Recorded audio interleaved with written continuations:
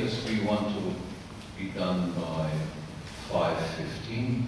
If we finish earlier, then again keep in mind that you round up your troops, because at 6:30 we want to load the buses to go to the fishing village. I hope the weather will be cooperating.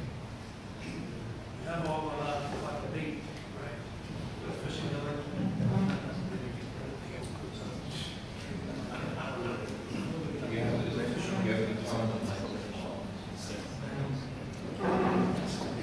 Right, I'd like to, I'm Andy Duncan from the Cognitive Centre in the UK. I'd like to ask Professor Bagus, his lecture this morning, particularly the second half, I thought was fantastic. Is that lecture going to be the basis of your next new book called Banksterism? And if not, why not?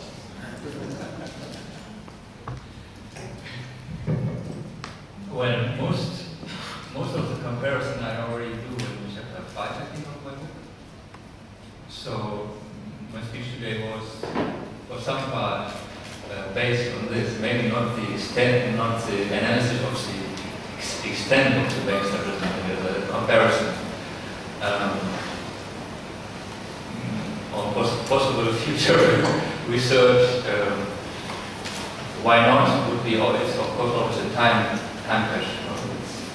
Many things to do, but it's not impossible. Thank you.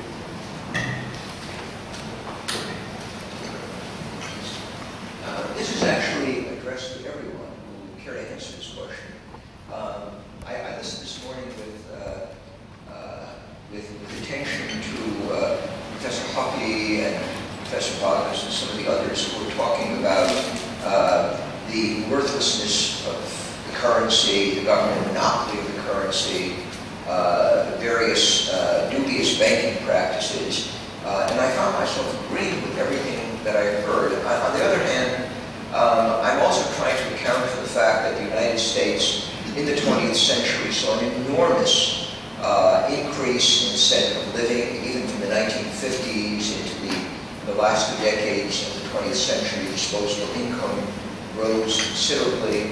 Of course, one has to take into account the fact that you had men who were both working and so forth, but still the disposable income does rise to a considerable degree in this period of time.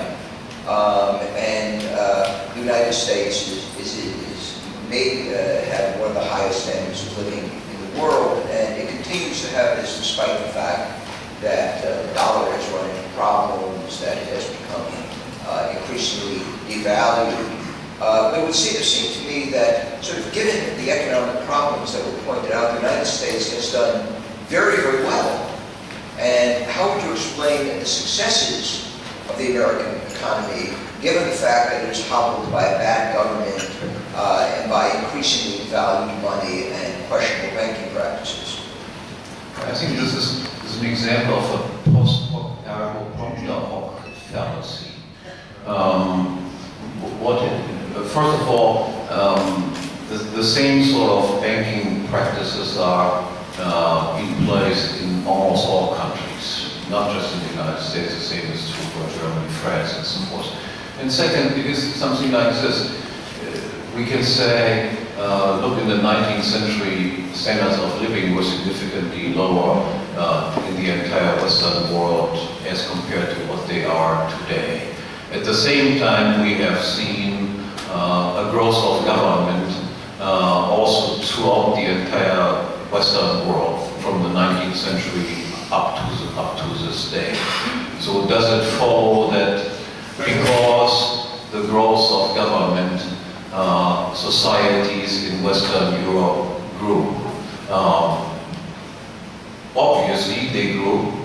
We are richer. Was the fact that government grew the cause for the fact that we are richer? The answer is no. Despite the fact that we had all of these monetary mismanagements, we did grow.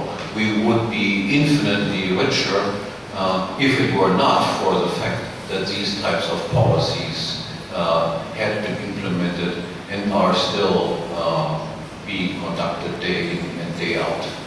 So it is just an illusion with these two things going parallel to think that one is the cause of the other. I agree with you entirely, and I made the same point many, many times. But I'm astonished by the success, the resilience of the American economy, given the incompetence and dishonesty of the government, the way you described. Despite this fact, we have not been like Egypt or like other countries. We have done enormously well with what seems to be an incompetent and in many ways destructive. Western Europe, the United States have a bright population. They even up to this day have a pretty good work ethic still. The Germans continue to work very hard despite the fact that most of the money is siphoned off by countries like Greece and Spain. So it is an expression of the ingenuity of German businessmen, of American businessmen, of Dutch businessmen, and businessmen in many, many other countries that have made these things possible. Markets do miracles. They find a way around all sorts of obstacles that are put in their place. Nonetheless, those are obstacles, and without them, of course, the performance would have been even much better. But explaining the difference in terms of standards of living of Western Europe and the United States as compared to Arab countries and so forth, I'm inclined to believe basically in the thesis that Richard Lynn put up. This has something to do, so to speak, with the intellectual capacities and capabilities of various populations. We are lucky that we still have this type of population. Unfortunately, the performance in these areas is also on the decline. I just want to add one interesting thing.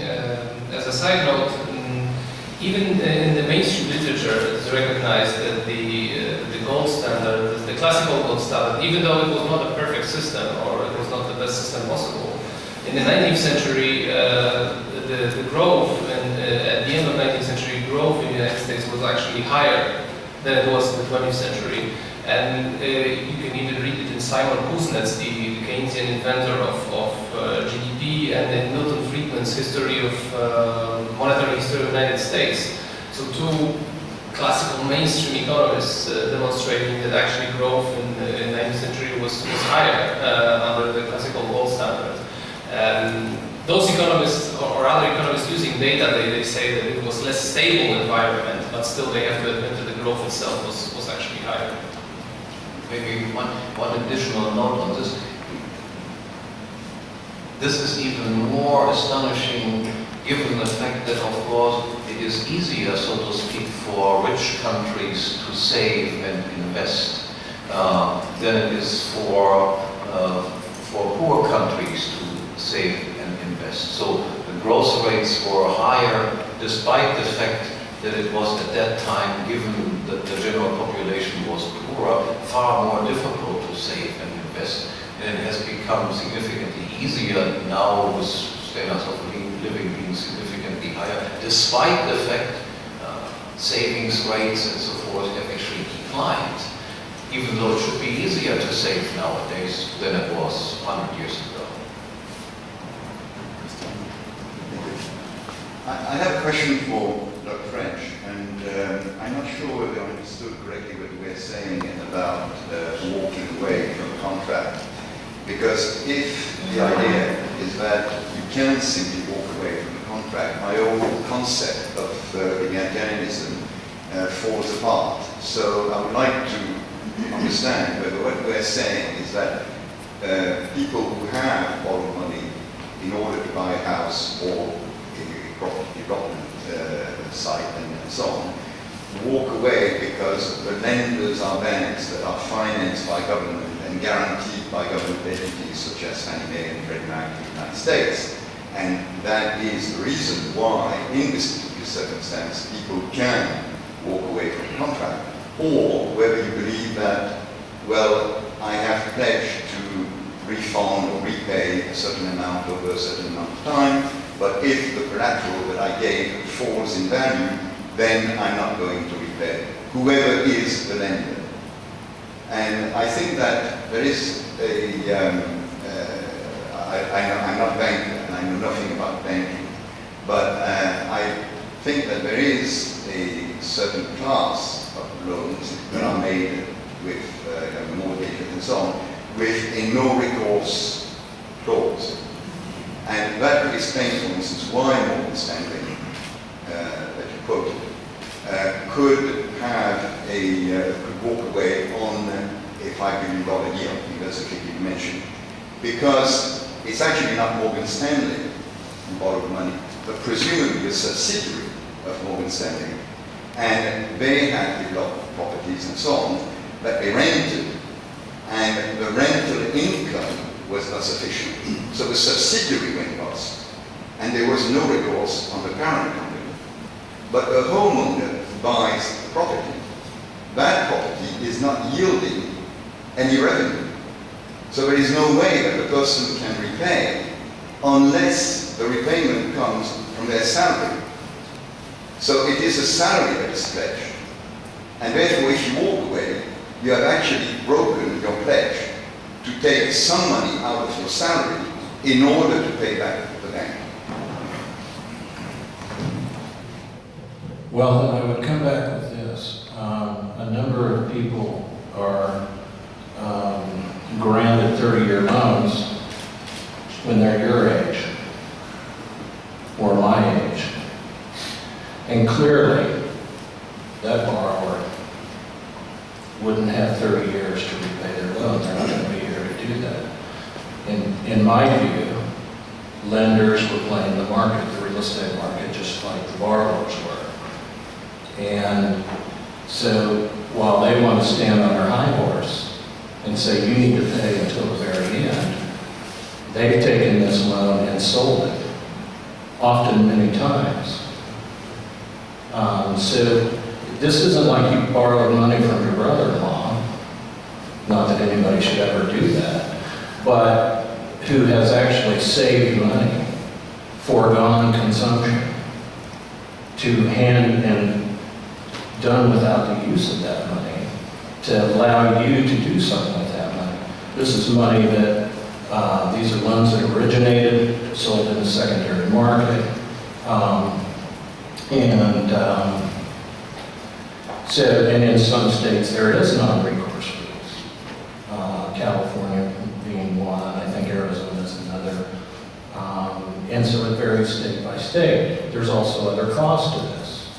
I'm not saying that somebody can walk away and not have costs associated with it. You're going to get chased potentially for decades for the difference between what the lender sells it for at sale and what you owe. So this is not a walk away scot-free and forget about it situation. The only thing I'm really addressing or trying to address is this moral outrage toward people who, in my view, are making a reasonable economic decision that is the best for their situation. Most people don't do this lightly. Most libertarians would not say that it's ethical to necessarily pay your taxes, but you do. Most people do. But most people lessen the amount of tax that they pay. And yet, we're supposed to, at the same time, because we have this contract on a specific mortgage, pay that when it makes no financial sense. So, I mean, again, it's not, to me, it's not an easy decision. I wouldn't tell any individual. I wouldn't advise them whether to do it or not do it.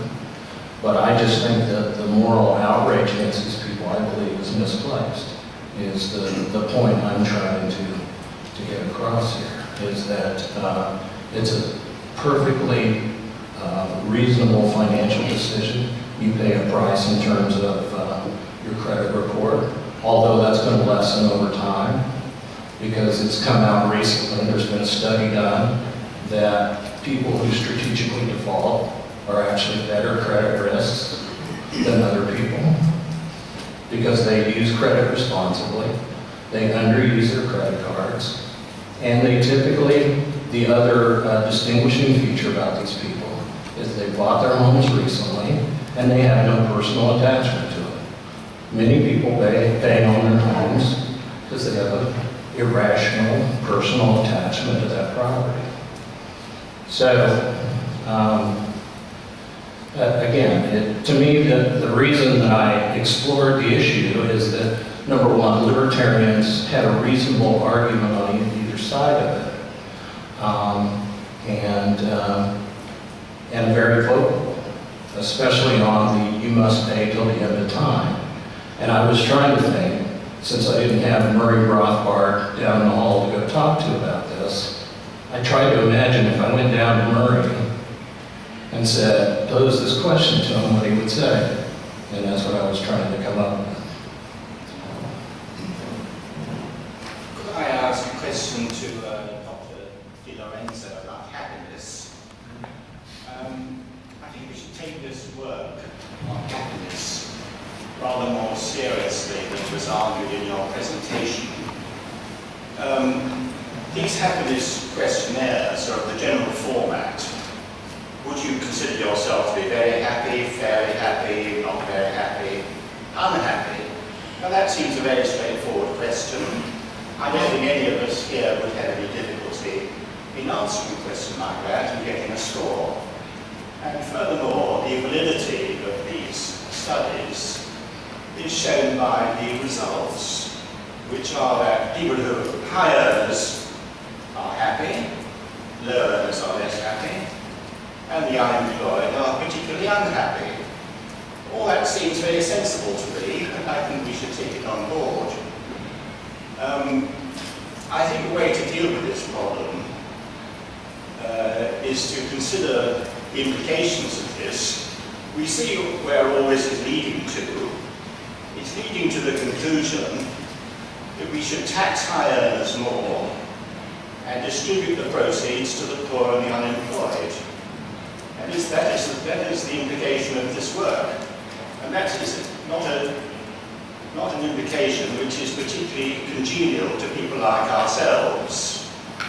Nevertheless, I think the way to handle it is to point to adverse effects of a high tax, high redistribution policy. For instance, if such a policy encourages high earners to emigrate to tax havens, and such a policy, as far as the unemployed are concerned, of giving greater welfare benefits to the unemployed, encourages them to remain unemployed. So I think we should combat this position by drawing attention to the adverse effects of these policies, rather than simply dismissing it all as having no validity. There was no question there, was there? It was really a point, yes. Well, the bad thing about it is they use these questionnaires to proclaim that utility is cardinal and measurable, which is not, and then therefore you can make interpersonal utility comparisons. So I think we have to argue with that also, because that's the main claim that they're making. And I did mention the effects of the welfare state, which they tend to ignore in this literature. So I would agree with you that that's one way of doing it. But I think it's also important to argue against the way they use these questionnaires to proclaim that social welfare maximization is a real thing. Social welfare functions exist, which they don't.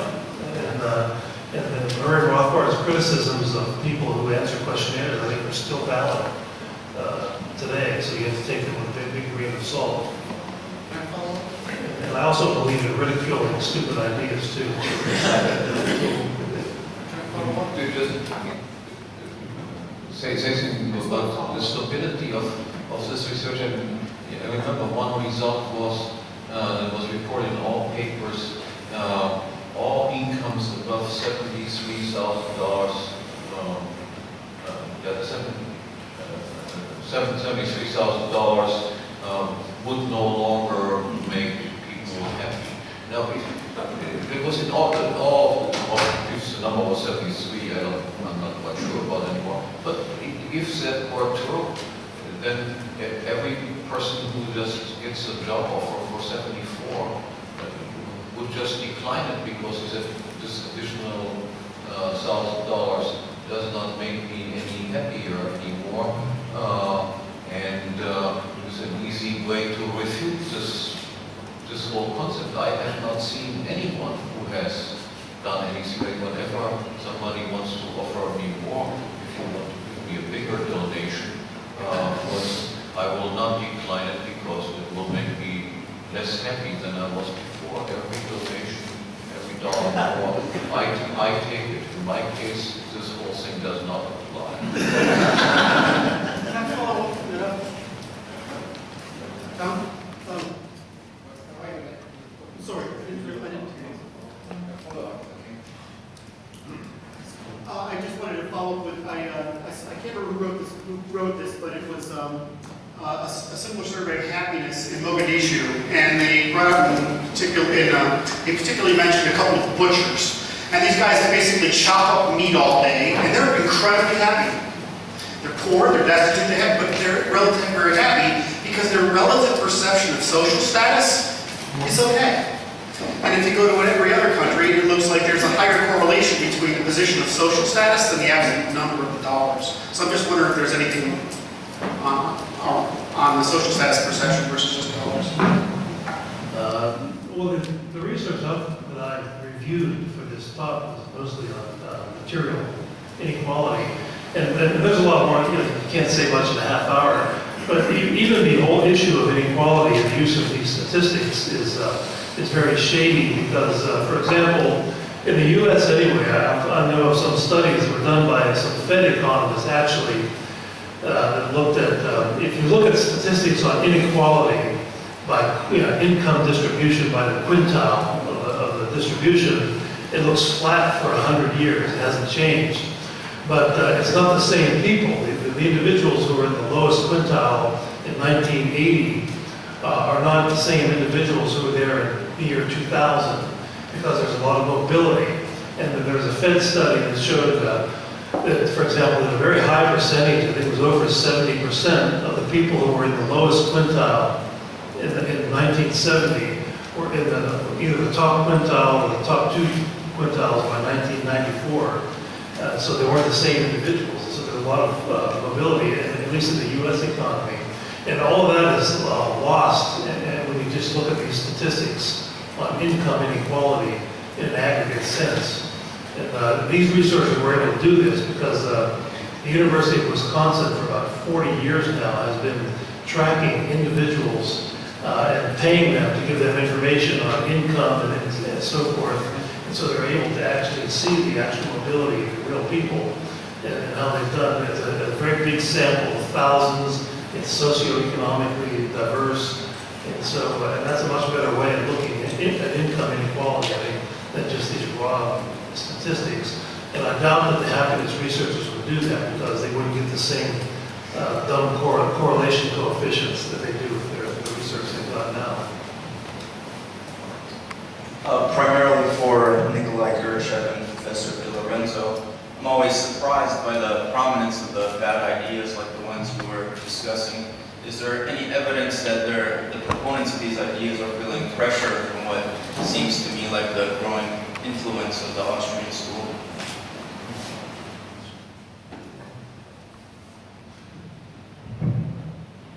I wouldn't say this. This Professor Ferr's research is clearly making progress in his laboratories. What has become clear in the last 2 years, at least since the financial crisis, is that economists, even mainstream economists, has been increasingly more concerned with the real issues about macroeconomics, about economic policy, the impact on growth, what is the business cycle. So happiness research, psychology, these areas are receiving less attention by economists within the mainstream themselves, I would say. From this point of view, maybe there is a link to make with the Austrian school, because the Austrian school is very strong in explaining the real world and the real phenomenon with which we have been concerned for the last 2 years. And I think there was one of the major American news magazines, Newsweek, and one of them had a cover story. It said something like the failure of the economics profession. It said something along those lines. And of course, it didn't mean the Austrians. The Austrians weren't included in that. But the fact that they were totally clueless about the causes of the crash, and then had nothing to say that was good about what to do about the crash. But the Austrians did. The Austrians were the other ones who predicted the bubble, especially people associated with the Mises Institute, like Mark Thornton, and then of course what to do about it. And so the mainstream people have paid a lot more attention to the Austrians. And meanwhile, interest in Austrian economics is booming. The Mises University, which we held last year, had the highest attendance ever. They turned a lot of students back, even though Doug had knocked down walls, literally, in the Mises Institute building to make room for more people. And the Mises.org website is the 7th or 8th most heavily trafficked economics website in the world. It's even busier than the WhiteHouse.gov and the Wall Street Journal, as far as number of people who read it. And so the Austrians are going in the opposite direction of the mainstream. But the mainstream is sort of all these tenured professors who don't really care. They're going to keep on writing the same articles to pad their resumes. And of course, it was the purpose of these two speeches to put pressure on these people. We see the University of Zurich will now in deep doo-doo after these two speeches erected that they are two most famous economists.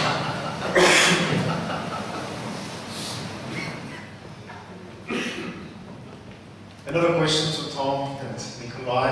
I consider the interdisciplinarity quite important, but the problem seems to be quite kind of misleading or even fraudulent interdisciplinarity where psychology is mistaken for economics. But if those researchers actually confined their work to psychology and stop claiming to be economists, would you then consider this kind of psychology as valuable? Would it teach any valuable lessons about human nature? Because I find it quite plausible that there are certain voluntary decisions which decrease reported happiness. It shouldn't be relevant politically, but from a philosophical point of view, it might be quite interesting and relevant to study these phenomena. Well, yeah, utility is not measurable. You can't put a brain measuring machine on somebody's head and then feed them a piece of candy and see how many bugles are listed on the side of the machine.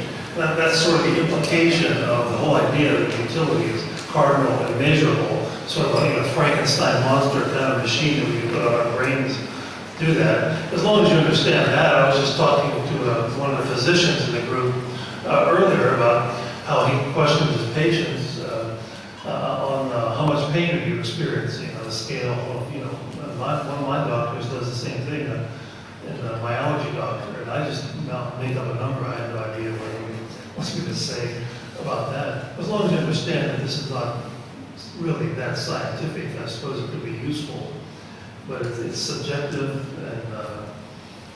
and there are one of the critiques of this too is there are different cultures. There might be one culture where people are sort of not inclined to say I'm unhappy about anything, and there might be another culture somewhere else in the world that would be just the opposite. And they pretend that they're always happy despite being unhappy. And so that's what Rothbard meant when he said you can't really rely on the truthfulness of questionnaires. You have to observe people's actual behavior. As long as you understand those things and take it with a grain of salt, I suppose it could be useful outside of economics. Just the same way if you read opinion polls and this and that, somehow it might be more or less entertaining to know what these people think about that issue. So if you find out that unemployed people tend to be less happy than employed people, it's not exactly a surprising result. If I would hear the opposite, because that unemployed people are actually fine. surprise me. But there are quite a few surprising results in this Yeah, research. but again, if you take it just as an information of what they have said to certain question, yeah. But the entire purpose of this happiness research is, of course, to find excuses for economic intervention and ultimately destruction of all private property rights. Yeah, I take your point that it would make sense to have this entire psychology and economics field reviewed by psychologists also. My feeling there is that psychologists will also find it quite doubtful. Psychology is not necessarily accepting also this empiricist and positivistic approach, so that will be already a first problem.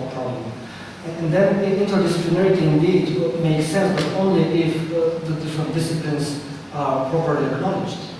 It doesn't make sense if you meld two disciplines into a single one, losing what the goal of your research is. By the way, even in the Property and Freedom Society statement of purpose, it is not said that the goal is multidisciplinary research, but transdisciplinary research, fully acknowledging the status of different sciences, different social sciences.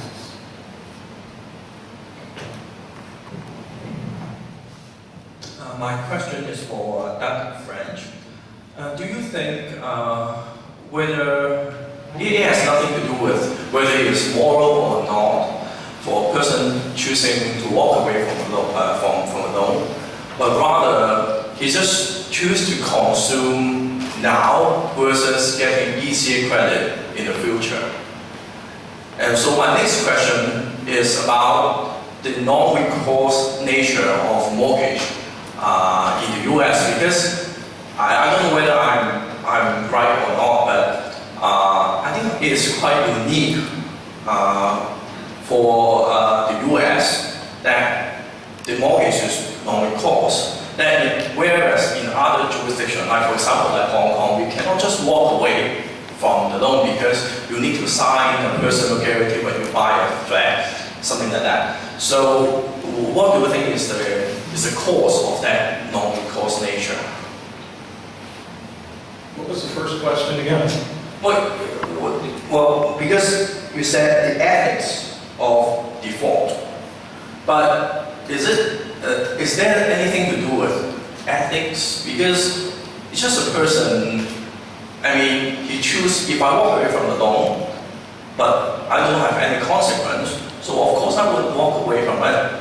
Like for example, if I'm 18 years old and I walk away from the loan, no problem. But if I were 20 years old, I walk away from a loan, then the rest of my life, maybe I'm very difficult to get credit. So yeah, just my question is whether it's an ethical issue or not. Well, I framed it in that context, or certainly the person who gave me the title of the speech did, but I would put it more as individual business decision. And you're right, if you're a young person who's concerned about future credit and how this will weigh on your credit report, your future job prospects, those kind of things where possibly a strategic default will have a detrimental effect on your future, then maybe that decision certainly is going to be different. But if you're $200,000 underwater and you're paying $4,000 house payments, and the house will never recapture that negative equity, and you can have the same house, same neighborhood, and either rent or buy and have a payment of $1,500. I mean, we're talking about significant numbers. We're talking about significant lifestyle choices here. Nobody's going to walk away for $200, $300, $400. What I'm talking about here is something very significant where people are weighing, okay, my credit report, I've got perfect credit at 720 Beacon. I'm going to go down to 530, which is going to be very uncreditworthy. It may take me 7 years to get back. Fannie Mae is not going to do another mortgage if they've determined they need strategic default for 7 years. So there's a heavy price to pay.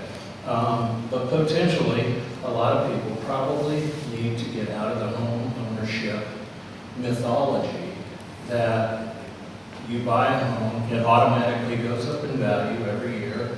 You can use it as a cash ATM whenever you need money, and that you will live happily ever after. This Buy Your Own Home program was instituted in, say, 1918 by Herbert Hoover before he was even president. They created this whole idea that if we can get Americans trapped in their neighborhoods, they will be more protective of their property, more interested in local politics, more interested in national politics. So I contend, I didn't talk about it today, talk about it a lot in the book, that government has fostered this idea that home ownership is, it's not only a good financial decision, but it's good for your country. And that's why every president, certainly every modern president, George W. Bush, George H.W. Bush, Clinton, you name it, they all have this idea that everybody needs to own their own home. And so I think government has fostered this idea of trapping people in this situation for many years. Second question? The non-cost nature of the housing market, the mortgage in the United States. Why would that happen? Because other jurisdictions, like for example, like Hong Kong, you cannot just walk away. You have to sign a personal guarantee. Why would somebody walk away if it is non-recourse? Is that the question? Yeah. Because lenders, if they don't think they'll have much to get from your other assets, may make the business decision not to chase you for your additional assets. And so that is a chance you're taking. So you're going to have a deficiency. Let's say you have a deficiency of 50,000, 100,000, and you walk away. They're going to probably hang a judgment on you for that amount. And big banks are not all that good at collecting. They're a lot better at getting the money out the door very indiscriminately, as I think Professor Hoppe pointed out in his talk today, that they have every incentive, if you're creating money out of nowhere, to do as much of it as possible and not necessarily be as careful as you should when you're lending that money. So on the collection side, they may, if they determine that, okay, it's going to take me 50,000 to collect this, if I'm chasing 100,000 and I think the guy's got a boat, and I think his wife has a big box of jewelry, et cetera, then they may have something to chase. If everything is tied up in a person's home, they may walk away. But the other issue is they may sell that judgment. So anybody who does this has to be aware that if they get a judgment, the big, slow, stupid bank may not be chasing them. Some very enterprising judgment buyer who bought the $50,000 judgment for $1,000 may pop up somewhere in their life later saying, let's make a deal, and they may be very nimble and very aggressive. But for non-recourse states, it's a much easier decision. Recourse states, it's a much trickier prospect. And that's why I say walking away from people, you don't walk away scot-free. There's threats there, there's costs associated. Professor Bagus, that is. What's that? I'm not Professor Howard. And you said that. What? No. I think you said Professor Howard.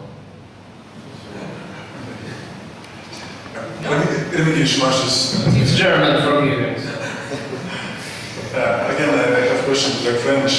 Even after answering both questions, I'm still not persuaded with your remarks. And I think you are perfectly right when you describe it from positive perspective. How people behave and why they behave this way, not another way.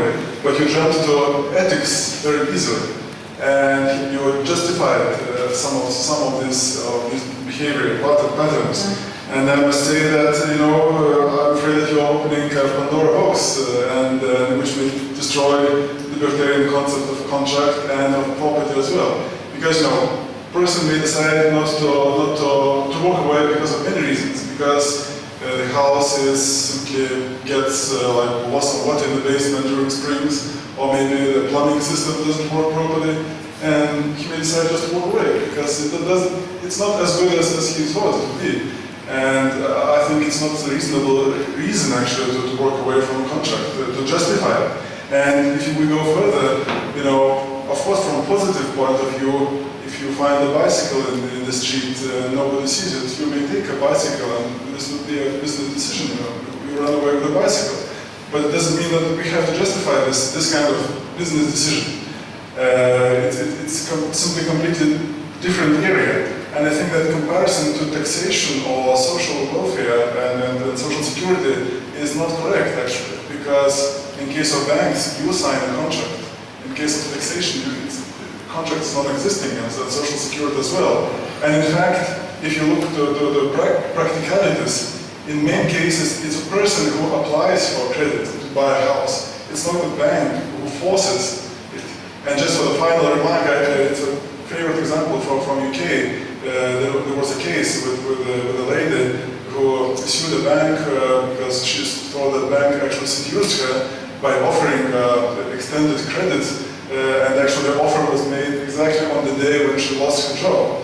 And of course the offer was put in a very nice manner, like please go and spend all of it, and actually she did during next week. And then after having no money to pay back the credit, she sued the bank because the bank seduced her. And actually she won. And I think that this is a very dangerous path. Don't you afraid of going this path so quickly? Well, this is what makes for a good Q&A, I suppose. But, boy, no laugh line here, boy. tough crowd. No, in terms of taxation, you decide whether you would pay income tax, right? Yes? You decide that. You decide not to pay. Yeah, and you decide not to pay. And from ethical point of view, Is it ethical for you not to pay taxes? Sure. And is it ethical, and if, I mean, when you say that, well, we get taxed and that's not equivalent to a mortgage because you voluntarily got into a mortgage, well, you voluntarily sign on to pay income tax when you got a job, when you make income. You voluntarily sign on to pay property taxes when you own property. You voluntarily sign on to pay sales tax when you buy things. Okay, sit over there in the ivory tower if you want to. I'm talking about the real world here. And what I'm trying to talk about is the real world versus this libertarian nirvana. Yeah, I just wanted to add that, well, in principle, you are right. A contract is a contract, but it's not always that easy to just say that a contract is a contract. Like a few years ago, I had an exchange with Philip. We were talking about possible monetary deflation in the current monetary system. So let's suppose that, like most of the banks, they collapse, and nominally your debt goes like 1,000% up if most of the banks fail. So under the circumstances, well, we would need a sort of arrangement for the whole country to reorganize the debt structure, right? But then from your perspective, you could just say, well, you took the credit, it's your risk, you're supposed to just pay the whole debt to me, right? Pay to the bank. And the current legal system actually benefits the banks hugely. So it's like, let's say in 1991 in Lithuania, you had one company providing telephone services. Okay, so let's say the telephone service, the company comes in 1991, offers you a contract. Sign it or otherwise you're not going to have a phone. Okay, and you sign a contract saying, okay, I will be your customer for the next 100 years or until I die. And then in 15 years, suddenly you have market economy developed. You have competition between different companies, so you can choose a different company. But then you're not allowed to because you have sort of contract, right? It's like the state would show up at your door and say, you want to pay the taxes, right? No, but sign a contract now. No, I will not. Okay, so you're not allowed on the public street then, die in your home, right? And then they could defend themselves by saying that, well, look, the state is a voluntary institution, you signed a contract now, didn't you, right? to sign the contract under the circumstances, right? Admit that you would, right? Wouldn't you sign the contract? You would die out of hunger. But the situation is completely different. I know, it's not completely, it is different, you are right, it's different, but it's not completely different. It's the question of continuum, right? When do you draw the borderline, right? And that's up to the debate, and I think that was what was being debated. What we mark on that, I think it is very important that you look at each specific case, so to speak. Let's say I go to Bernanke and he gives me a huge loan. Not as a private person, but as the head of the central bank.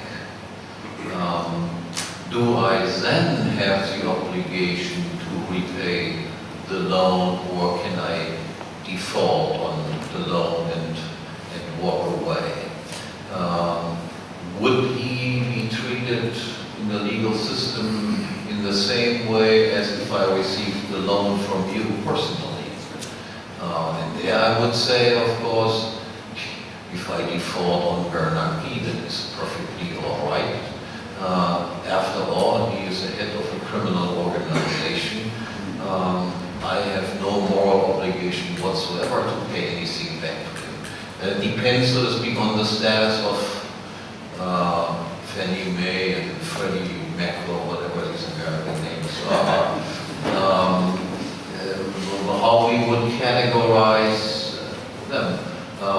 So I think all we can agree on is each individual case has to be examined.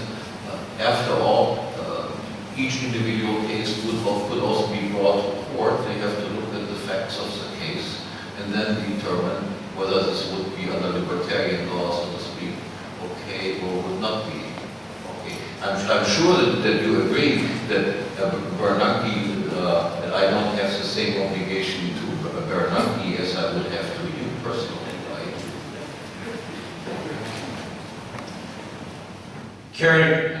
Carrying on with central bank balance sheets, this is for Philip and Mateusz. This is not an ethical question. It's just about history or about the future. You can take it either way. So, central bank balance sheets. Something that's fairly likely to happen in the next few years is that the measured core consumer inflation will eventually start to pick up, like our headline inflation. Measured consumer inflation has already picked up dramatically.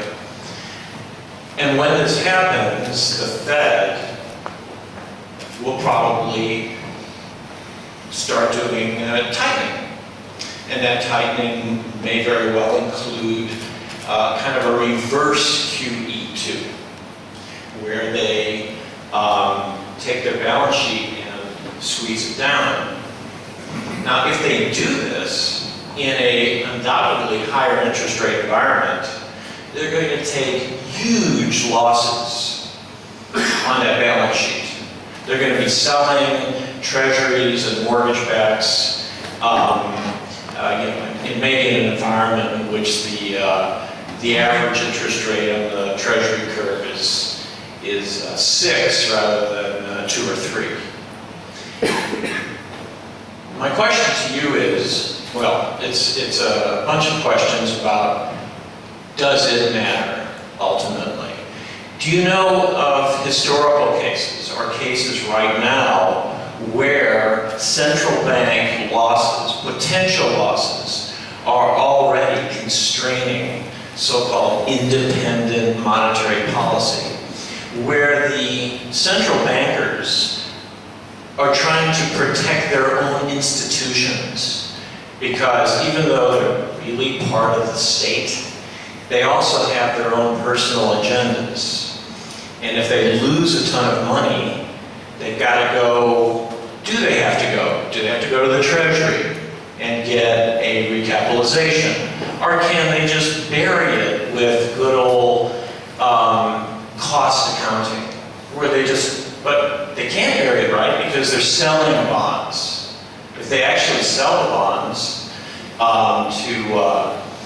contract the base, they're going to actually have to record losses. So you can approach this from either a historical, like have central banks been constrained by their own P&L, or in the future, will the U.S. be constrained? Is China being constrained? We have a lot of central banks now with huge balance sheets with tremendous potential losses.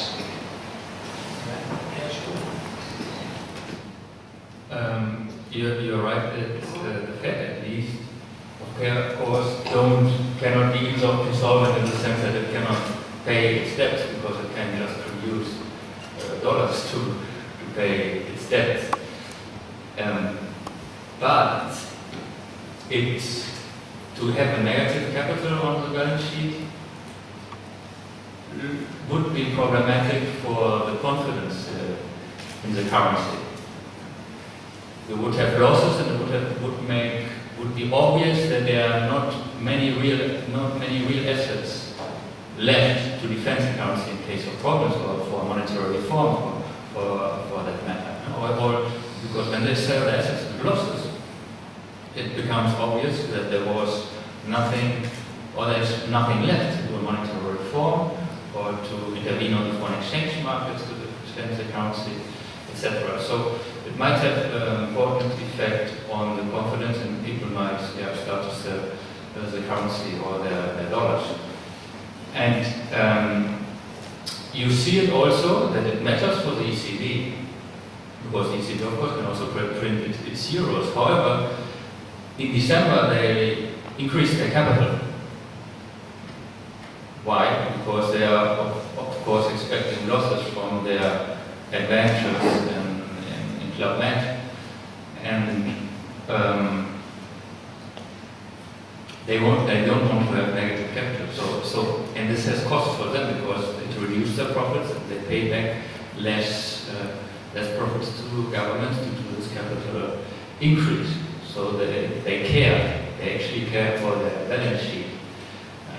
And of course, there are cases of central banks, or the Central Bank of Iceland, for example. It went basically insolvent because it has had debts in foreign currencies, denominated in foreign currencies. So there, it's even more relevant. But of course, for the ECB and the Fed, it's not so much relevant because they don't have so many foreign-denominated debts. I would say that it doesn't really matter whether they have negative capital or not. The central banks could easily do what they're doing still, even if they would have, even if they had negative capital.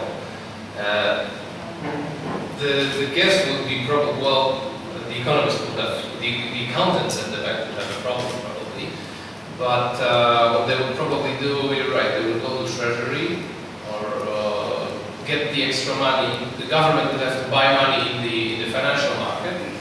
It would issue new debt to recapitalize the central bank, and then that extra debt would be bought again by the central bank or something like that. So what they would have to do would just increase public debt, but this of course doesn't matter under the circumstances, because the public debt would be just rolled over as Philip demonstrated. So I don't think there is any problem with negative capital for the central. It might be problematic for smaller countries. Okay, might be problematic for small countries, but not for ECB or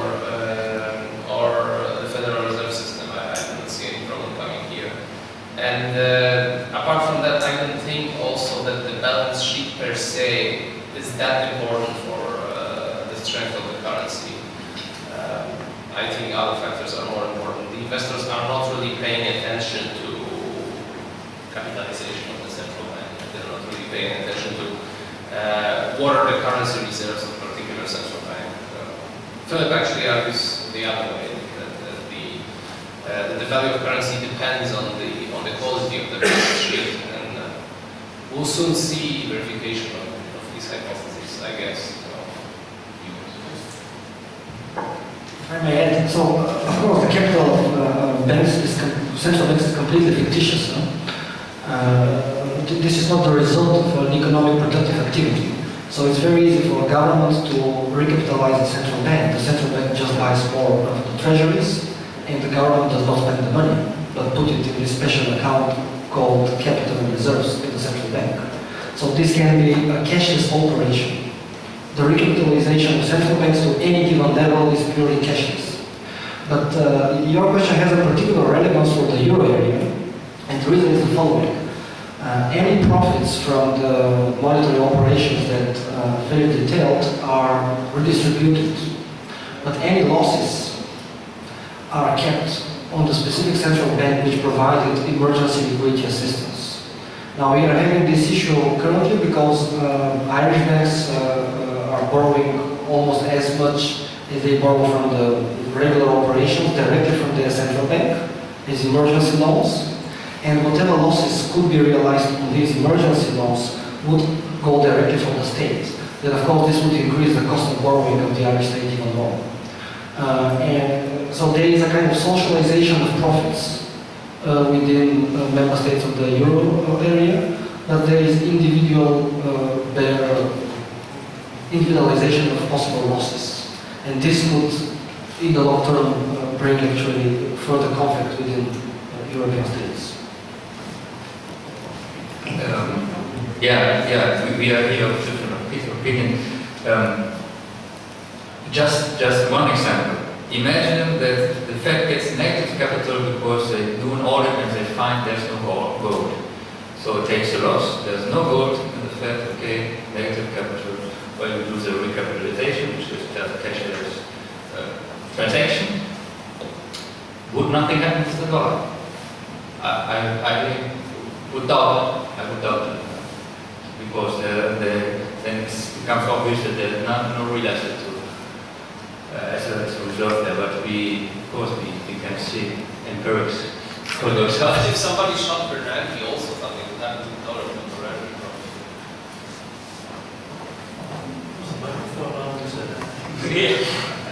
This is a question for Professor Hoppe. Given the parasites and the gang of thieves that has taken over, or is the government has taken over all these countries, and all the idiots in the academia and the journalists that would go along with them and create these stupid theories that rob more people of more of their property. From a competitive position of the lovers of liberty, what is the strategy to benefit from this? I mean, if we are trying to compete against them and create something as an alternative, all these ballads are actually goods in terms of creating something alternative that would attract some of the people that don't want to be voluntary serfs anymore. So I guess the first part of the question is, why hasn't anything like this happened yet? The whole world is dominated by these parasite nation states. And second, what can we do about it to make it less likely that it will continue like this in the future? So those are frequently heard questions, and I wish I had the answer to them. On the one hand, we have to realize that, of course, a huge amount of people benefit from this mess. All state and state employees. In many countries, we have already 50% of parasites. And then we have democracy, and these 50% of parasites, they love parasitism.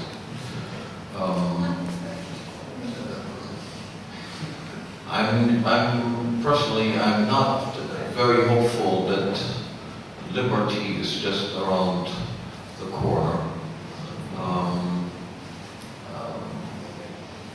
I frequently think that for the time that we have left for ourselves, we should just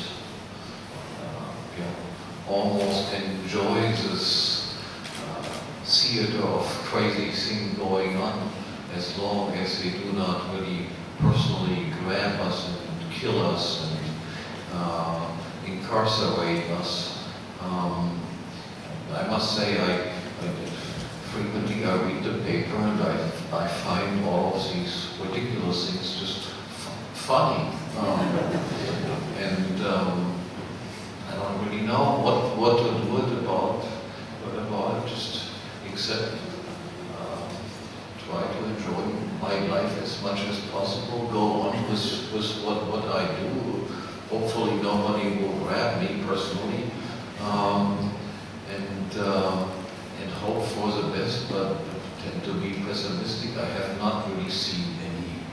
major progress in terms of freedom. In some interview recently, they asked me, didn't everything go better? Yes, of course, technologically everything got better. I would not want to live in the 19th century then.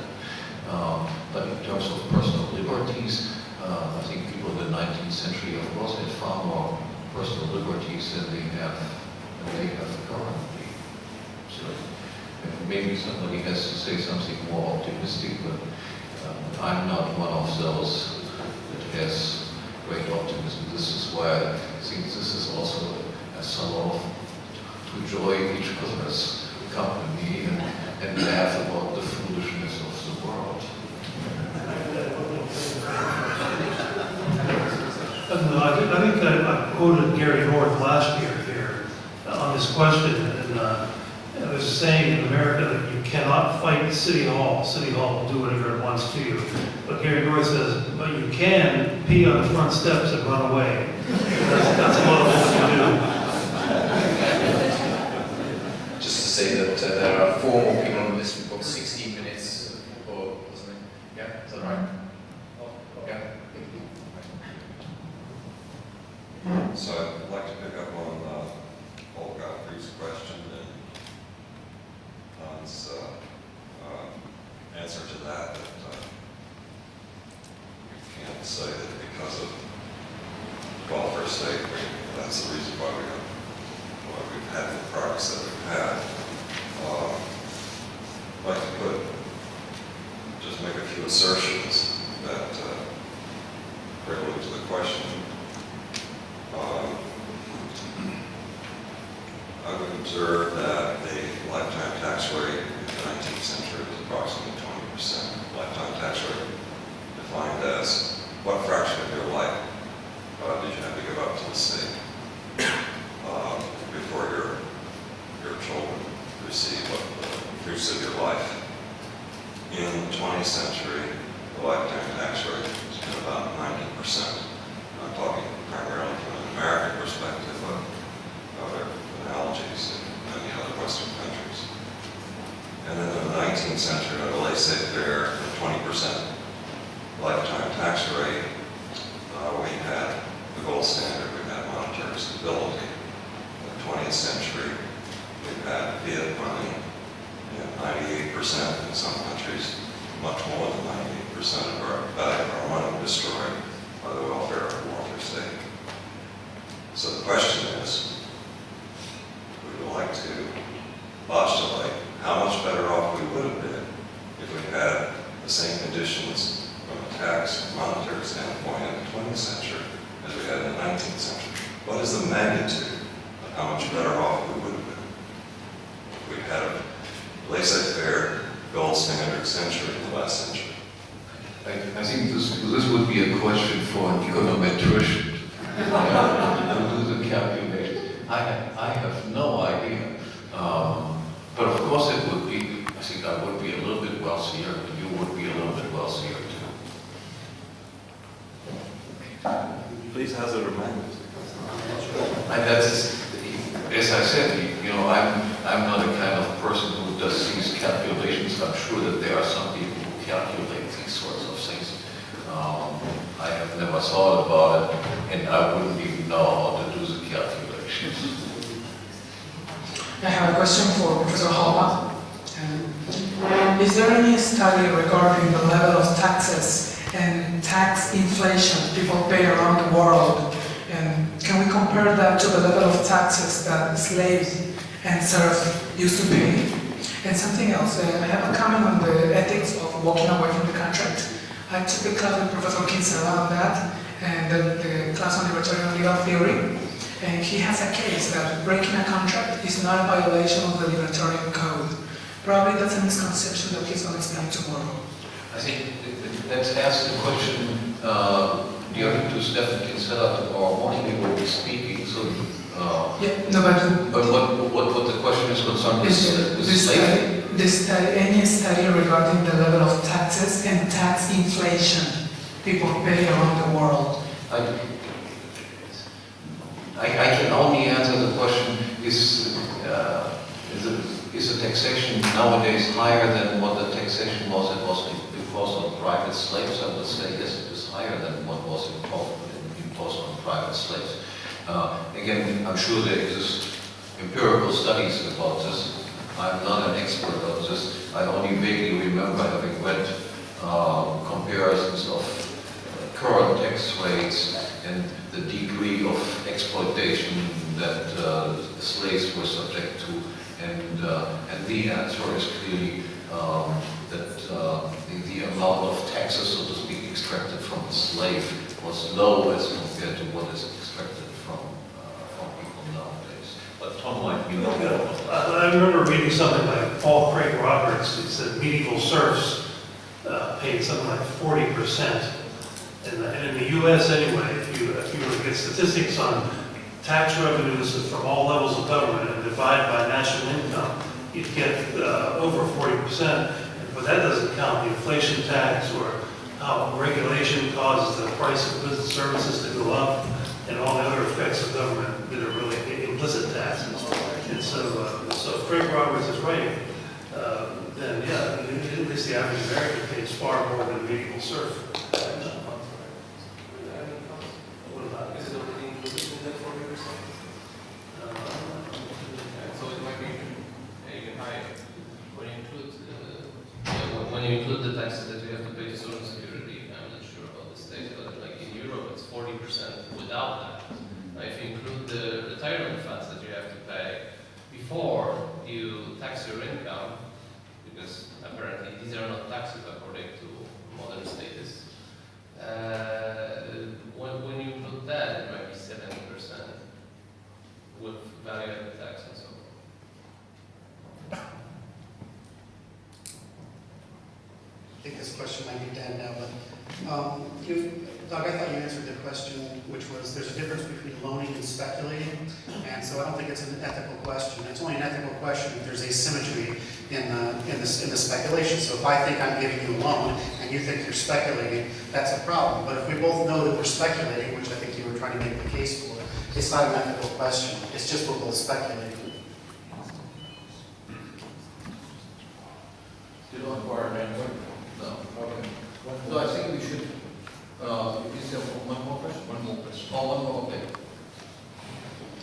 I'm very interested in gold as money, gold becoming money, and I've been watching over the last 2 years the development, particularly in the northern states, in Malaysia, where the gold dinar and the silver dirham are now allowed to compete with the fiat money that they have there.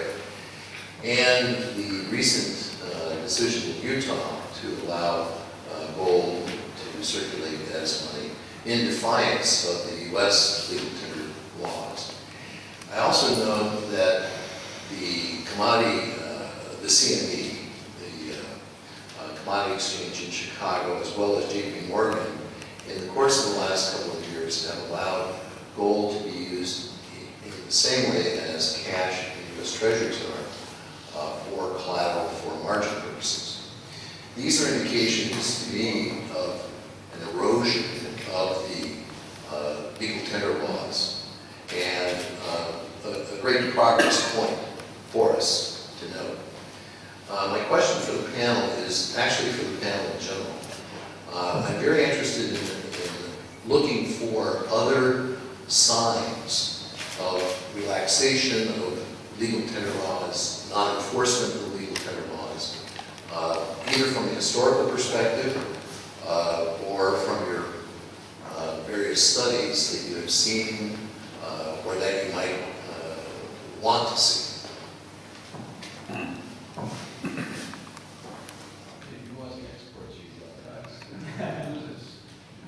We have to deal with legal tender laws, not the abolition of legal tender laws.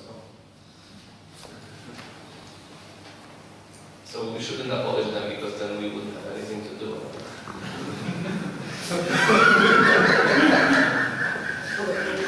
In a sense, legal tender laws become immaterial by the death of the currency itself. I mean, I don't know of historical examples where legal tender was removed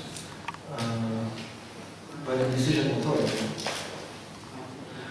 What happens is that there is a hyperinflation and then another currency appears, and the question is, will this be a commodity currency produced on the market, or just another state produced currency with a different name? And in order to have a commodity currency emerging, you need at least a critical mass of people that are willing to, that understand the advantages of a commodity money and willing to deal only with other people who accept commodity money. And probably we are not there yet. But what we are still seeing is that some foreign central banks are increasingly buying gold and more skeptical about Western and American public debt instruments as investment opportunities. But I think that legal tender loans right now are not really essential, not really important. I think they are very important the moment you go off, for example, gold standard, and then you say dollars will be legal tender for the old debt, but I think right now would not have a huge effect if illegal tender loans would be eliminated, because just the size of the state is so big, and for taxes you need dollars. No, it might be important, the abolition of legal tender loans might actually be important if you also introduced competition in the banking industry, right? Then it would have a tremendous effect, actually, if the banks would spontaneously develop. Even in the alternative currency, if you just leave the central banking system with currently existing fiat monies and licensing of the banks for this particular currency, even if you leave this, because if you introduce competition, completely free competition, then nobody would trust the banks anymore, they will collapse. But even if you left that system alone and then abolished the legal tender laws and introduced a form of competition in other currencies and freedom of banking services in other currencies, I would think it would make a huge difference. It could make a huge difference. Right? Okay, was that